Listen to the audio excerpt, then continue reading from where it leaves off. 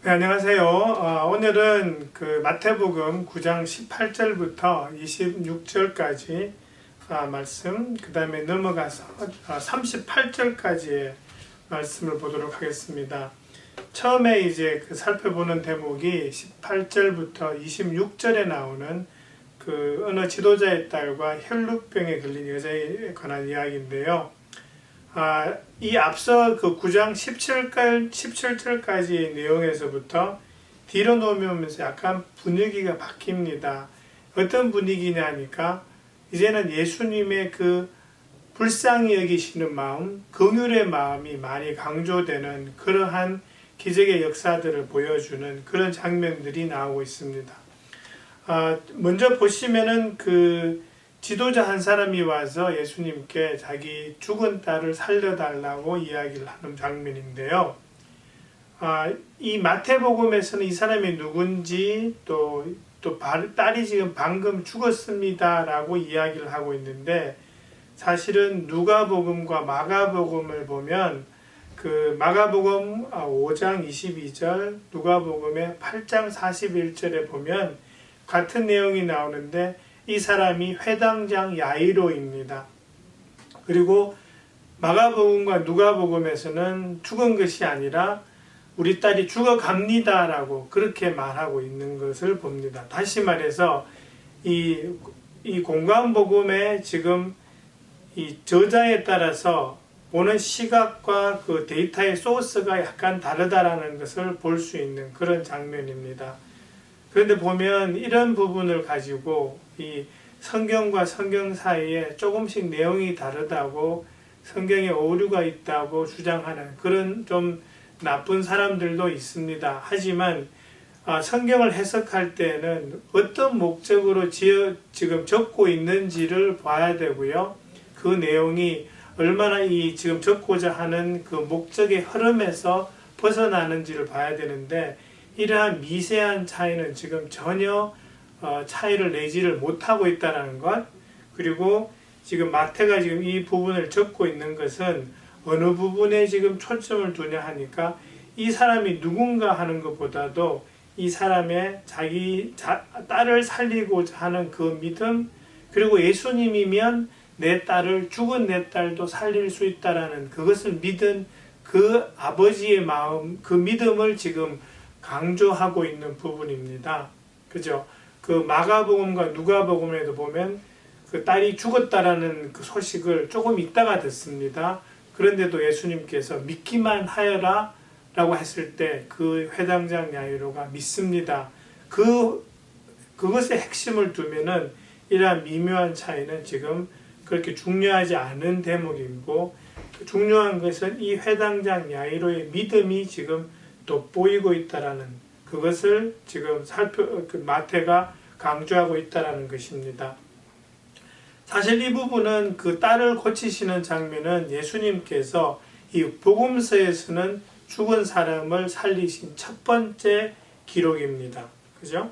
그래서 나중에 보시면 요한의 제자들이 와서 지금 예수님께서 오시기로 되어 있는 그분입니까? 라고 묻지요. 그러니까 메시아이십니까? 라고 묻는 그 물음에 대해서 예수님께서 그래 내가 메시아다라고 대답하지 않으시고요. 다른 예수님께서 하신 사역들을 쭉 들어가시다가 그 11장 5절이죠. 그 마태복음 11장 5절에서 언급하시는 부분이 이 대목입니다. 죽은 사람이 살아난다라는 그것을 언급하시는 그 부분에서 지금 이 회당장 야이로의 딸을 살리신 장면을 지금 예수님께서 들고 계시면서, 야, 죽은 사람을 살리는 그게 아무나 할 일이냐? 그게 메시아가 아니면 가능하니? 라는 그런 반문을 하시는 예로 사용하시는 부분이 바로 이 장면이 되겠습니다. 그 다음에 이제 보신 것이 이제 혈루병에 걸린 여자인데요. 한 12년 동안 혈루병을 앓았던 여자입니다. 근데 이 마태복음에서는 그 부분을 언급하지 않습니다. 그런데 마가복음에 보면 이 여자가 수많은 의사들을 만났고 치료하고자 가산을 탕진했지만 그걸 고치지 못했다. 그 과정에 예수님께 나와서 예수님의 옷자락이라도 만진다면 내가 낫지 않을까라는 그 마음을 가지고 예수님 지나가시는데 몰래 와서 그 옷자락을 만진 그 이야기를 좀 마가복음은 좀 디테일하게 하고 있습니다. 근데 그 믿음, 예수님께서 지금 직접 이야기하시는 것도 아니고 몰래 와서 그 옷자락이라도 만지면 나을 것이라는 그 믿음을 예수님께서 이쁘게 보시고 나중에 이야기하시죠. 22절에 보면 내 믿음이 너를 구원하였다라는 그런 말씀을 하십니다. 근데 이 두 가지를 보시면은 그 아버지의 믿음과 이 혈루병 여인의 믿음이 강조되고 있지만 믿음이 그들을 고치고 구원한 것은 아닙니다. 결과적으로 수단이지 그 구원과 고침의 가장 근본적인 것은 그 믿음을 이쁘게 보시고 그들의 처지를 긍휼히 여기신 예수님이 계시다는 것입니다. 그러니까 예수님의 그 compassion, 그 긍휼의 마음을 저희가 이렇게 좀 다뤄보고 기억해야 될 필요가 있다라는 것을 말씀드리고 싶습니다. 그 다음에 이제 27절부터 31절에 보시면 눈먼 두 사람을 고치는 그런 내용이 나옵니다. 그런데 이 두 장님의 이야기를 하기에 있어서 조금 독특한 것이 있다면 이 사람들이 예수님을 뒤따라오고 있습니다. 한번 이렇게 이야기하고 예수님이 지나치신 그 상태에서 그냥 가버리는 게 아니라 예수님을 뒤따라옵니다. 그만큼 간절하다는 것이고요. 또 하나는 이들이 예수님을 부를 때 분명한 호칭을 씁니다. 그것은 다윗의 아들이라는 그 말씀입니다. 보시면은 이 다윗의 아들과 메시아라는 것이 유대 사람들에게서는 거의 동일한 말이었습니다. 그러니까 예수님이 누군지를 분명히 알고 그분에게 지금 나오고 있고 그분이 지금 지나가시는데 저분은 나를 고칠 수 있다라는 분명한 확신을 가지고 있기 때문에 뒤따라오고 있습니다. 그러다가 나중에 예수님과 이야기하는 과정에서 이 사람들이 예수님을 부르는 호칭이 주님입니다. 선생님도 아니고 랍비도 아니고 주님이라고 하는 이 주님이라는 단어는 영어로는 그냥 Lord라고 쓰지만 Kyrios, 그러니까 헬라 말은 그렇게 되는데요. 그러니까 내 삶의 주인이시고 나를 고칠 수 있는 분이라는 그런 의미로 사용되어지는 것입니다. 그래서 이 두 사람에게 있어서는 분명한 의식이 있었고요. 또 하나는 지금 예수님께서 장님을 눈뜨게 하시는데요. 그 이사야서 29장 18절을 보시면 메시아가 오셔서 하시는 사역, 독특한 사역 중에 두 가지를 언급하시는 게 있는데 그 이사야서에 나오시는 말씀은 귀머거리를 고치시고 장님의 눈을 띄운다라는 그 말씀을 합니다. 그런데 눈먼 사람을 눈뜨게 했다라는 것은 구약과 신약에 있어서 모든 선지자와 예언자들이 와서 그 기적과 기적 중에 봉사를 눈뜨게 했다라는 기적은 예수님이 유일합니다. 다시 말해서 귀머거리를 듣게 하고 먼 사람을 보게 하는 것은 메시아의 사역이라는 것이고요. 그것이 지금 예수님께서 지금 이 장님을 눈뜨게 하는 그것을 통해서 본인이 누구신지를 지금 간접적으로 지금 보여주고 있다는 것입니다. 이사야 말씀을 아는 믿음이 있는 유대 사람이면 다 알 수 있는 부분을 지금 예수님께서 보여주고 있다는 것입니다. 그 다음에 이제 9장 32절부터 34절에서 이 귀신 들려서 말 못하는 사람을 예수님께서 고치십니다. 여러분 이제까지 귀신 들린 사람이 한 번 더 나왔습니다. 그전에는 이 귀신 들린 8장에 보시면 귀신 들린 사람이 너무 사나웠다 그랬거든요. 근데 여기는 어떻게 되냐니까 귀신 들려서 말을 못하게 됩니다. 다시 말해서 귀신 들린 것에 나타나는 그 결과나 증상이 다를 수 있다라는 것을 지금 예를 들어서 보여주시고 있고요. 그 다음에 이 귀신 들려서 말 못하는 사람을 귀신을 쫓아냄으로 인해서 말을 하게 하는 아주 특별한 사역을 예수님께서 하셨습니다. 그런데 이것을 본 바리새파 사람들은, 그러니까 다른 사람들은 그래요. 이스라엘에서 지금 이거 처음 보는 기적이다라고 놀라는데, 이 바리새파 사람들은 뭐라 그러냐 하니까, 이 사람이 지금 귀신 두목의 그 바알세불의 그 능력을 빌어서 이런 기적을 행한다라고 그렇게 지금 매도하고 있는 그런 터무니없는 말을 하고 있다는 것을 우리가 볼 수 있습니다. 무엇입니까? 시선이 잘못됐다라는 것이죠.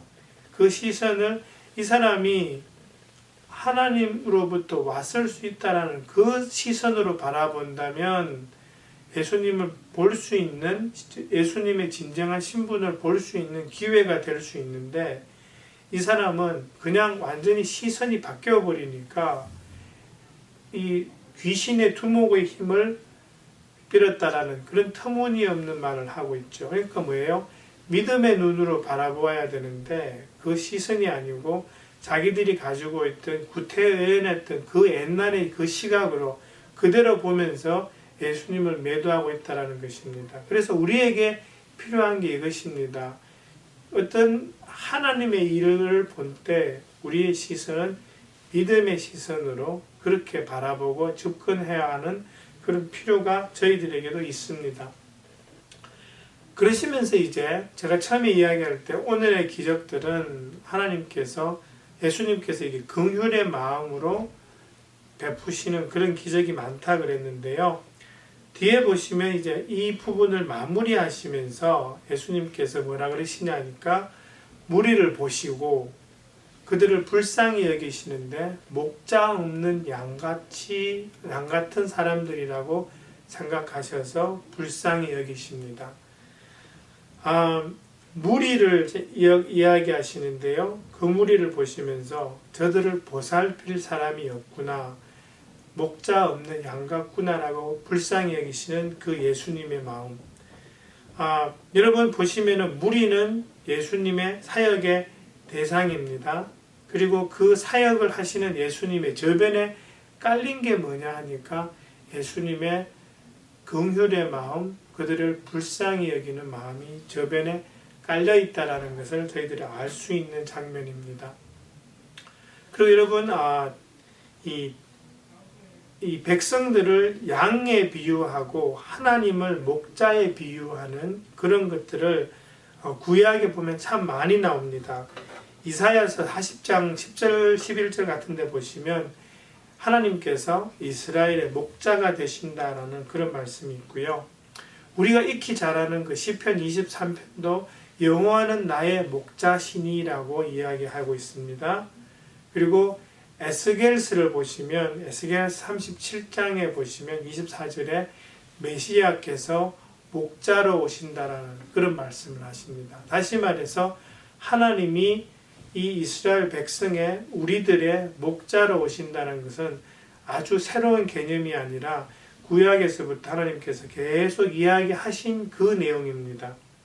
무슨 말이냐 하니까 그 양떼를 보호하고 그것을 보호하고 인도해 나가는 그 목자의 역할을 하나님께서 하신다라는 것을 이야기하시고요. 다른 한편으로는 이들에게 목자가 지금 없다라는 말씀을 하신다는 것은 무슨 소리냐니까 지금 이스라엘의 리더들이 그들의 양떼죠. 자기의 백성들을 목자가 양떼를 치듯이 보호하고 인도하고 하는 그런 쪽으로 시간을 들이고 정성을 들여야 하는데 그러한 직분은 망각해버렸다는 것을 예수님께서 한탄하시는 장면이라고도 볼 수 있습니다. 여러분, 그래서 우리가 기억해야 합니다. 특별히 저희 교회의 목자 목회님들은 목자의 역할이 무엇인가? 양떼들을 보호하고 그들을 인도해 나가는 그 역할. 특별히 목자님들은 한번 읽어보세요. 혹시 성경 교사님들은 이야기 한번 해주세요. 목자님들한테. 에스겔서 34장 좀 읽어보시라고. 에스겔서 34장에 보시면 목자의 역할에 대해서 또 그 역할을 하지 않는 사람들에 대해서 하나님이 꾸짖는 장면도 많이 나오는데요. 그래서 그 에스겔서 34장은 목자로서의 어떤 마음을 가졌을 때 되게 필요한 그러한 성경 구절이 됩니다. 그러면서 예수님께서 이제 그 다음 장으로 10장으로 넘어가는 그 약간 트랜지션이 나오는 부분이 이 마지막 부분인데요. 뭐라 그러시냐니까 추수에 대해서 말씀을 하십니다. 이제 그 추수할 것은 많은데 일꾼이 적다. 그러므로 너희는 추수하는 주인에게 일꾼들을 추수밭으로 보내라고 청하여라 라는 말씀을 하시는데요.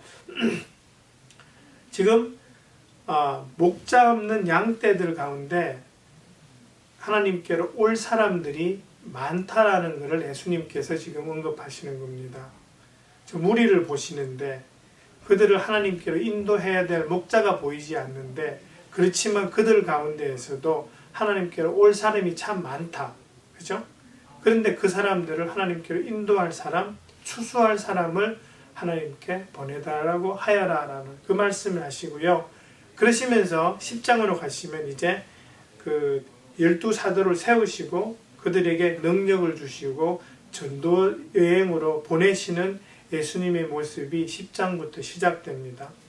그러면서 우리가 생각해야 될 것은 추수하는 주인에게라는 그 마지막 38절에 나오는 그분이 바로 하나님이시거든요.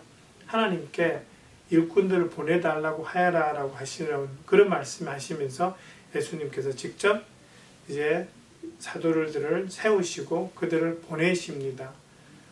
그것처럼 우리도 한번 생각해 봐야 될 것 같아요. 지금 우리들 주변에도 추수해야 될 사람이 많을 수 있습니다. 그리고 우리가 해야 될 게 뭐냐면 하나님께 추수할 사람을 보내주십시오라고 하지만 똑같은 장면에서 예수님이 사도들을 부르시는 것처럼 우리들을 불렀다고 생각하시면 우리들이 바로 그 추수할 일꾼이라는 것입니다.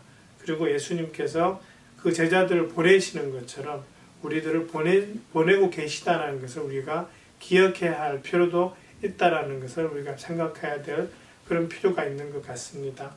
그래서 오늘은 마태복음 9장 18절부터 38절까지의 말씀을 가지고 공부해 보았습니다. 목장 식구들과 함께 은혜로운 목장 성경 공부하시고 또 함께 이렇게 말씀을 나누어 보시기를 바랍니다. 수고해 주십시오. 감사합니다.